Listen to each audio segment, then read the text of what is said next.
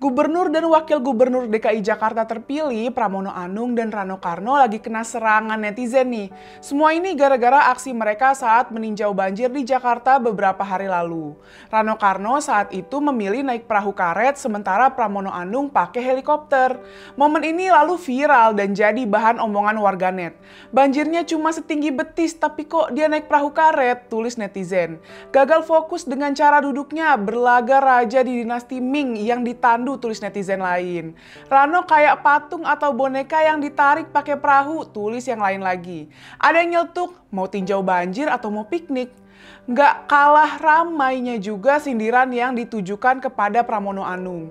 Banyak yang menilai pemakaian helikopter lebih ke pencitraan daripada upaya serius mengatasi banjir. Bahkan ada yang nuding pemakaian helikopter itu pemborosan anggaran. Kalau sebatas hanya untuk meninjau banjir, Pramono bisa menggunakan drone aja.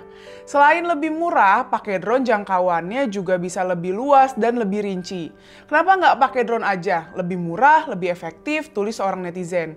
Netizen pun langsung membandingkan mereka dengan Wakil Presiden Gibran Rakabuming Raka saat meninjau banjir. Saat itu Gibran juga turun meninjau lokasi banjir dan jalan kaki. Menurut netizen, Gibran lebih memilih turun langsung merasakan penderitaan warga tanpa pencitraan. Bahkan ada juga yang bilang kalau Gibran yang pakai perahu karet dan helikopter, dia pasti dihujat 7 turunan.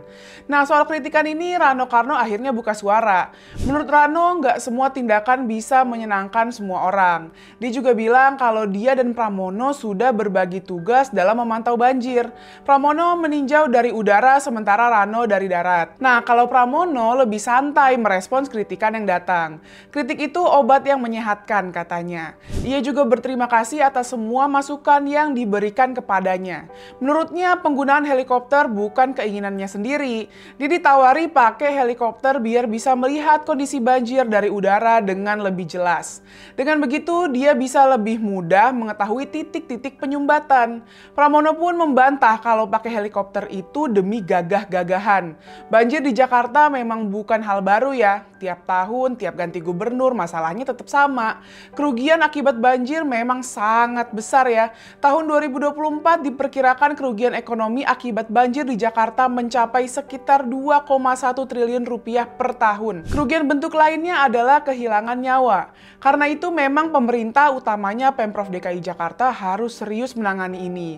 Apalagi diperkirakan sampai 20 Maret ini Jakarta bakal mengalami hujan ekstrim.